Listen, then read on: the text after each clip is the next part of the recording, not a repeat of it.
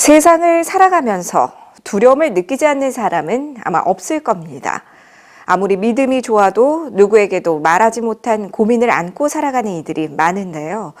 이 두려움의 실체를 파악하고 성경적으로 해법을 제시하는 책이 나왔습니다. 두려움 너머의 삶의 저자 이상준 목사를 신유선 기자가 만나봤습니다.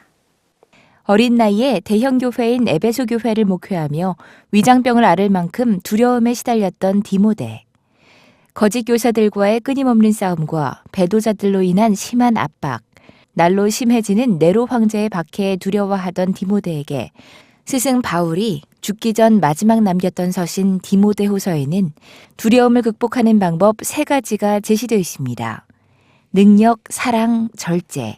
이상준 목사의 신간 두려움 너머의 삶은 디모데후서 1장 7절 말씀을 배경으로 두려움에 대한 깊은 고찰이 함께 녹아 있습니다. 어린 시절부터 몸도 마음도 허약했던 이 목사가 하나님을 만나 말씀으로 두려움을 극복할 수 있었던 경험이 묻어 있어 더 설득력을 갖습니다. 두려움의 문제라는 것은 사람들에게 사실 그림자같이 쫓아다니는 것이라는 생각이 듭니다. 그런데 이 두려움의 정체를 보니까 거짓말이더라고요. 왜 거짓말이냐면 두려움을 가지지 않았다면 생기지 않을 일을 생길 것처럼 이야기해 주는 겁니다.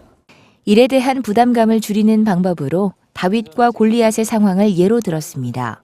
소년 다윗이 장수 골리앗을 이기는 것은 비현실적이지만 믿음으로 비현실을 현실로 만드는 과정이 두려움을 극복하는 길이라는 겁니다. 다윗은 하나님이 나와 함께 하신다는 믿음 때문에 열심히 연습하지 않았겠습니까? 그래서 놀라운 물맷돌 실력을 갖게 된 것이죠. 그래서 인간적인 실력과 하나님의 디나미스의 능력이 그에게 임했을 때 일에 대한 두려움을 극복할 수 있었던 것입니다.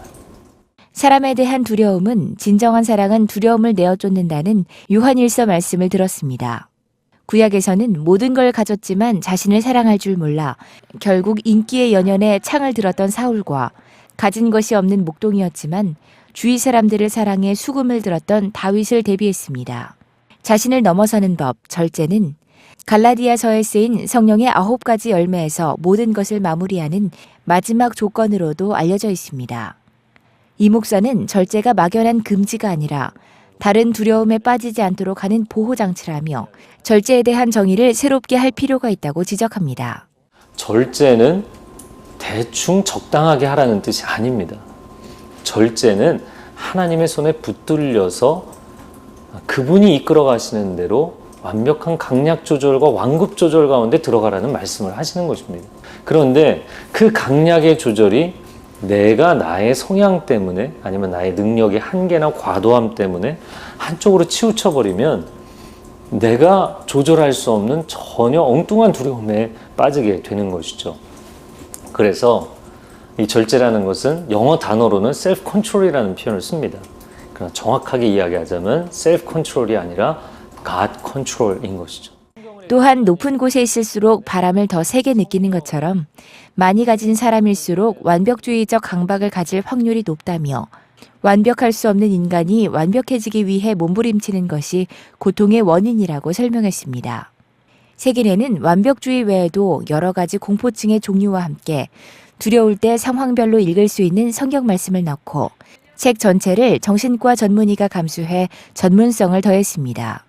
이 목사는 도망칠 수 없는 두려움에 쫓기는 것이 아니라 두려움의 실체를 직면하고 성경적으로 뛰어넘어 평안에 이를 것을 권유했습니다. CGN투데이 신유선입니다.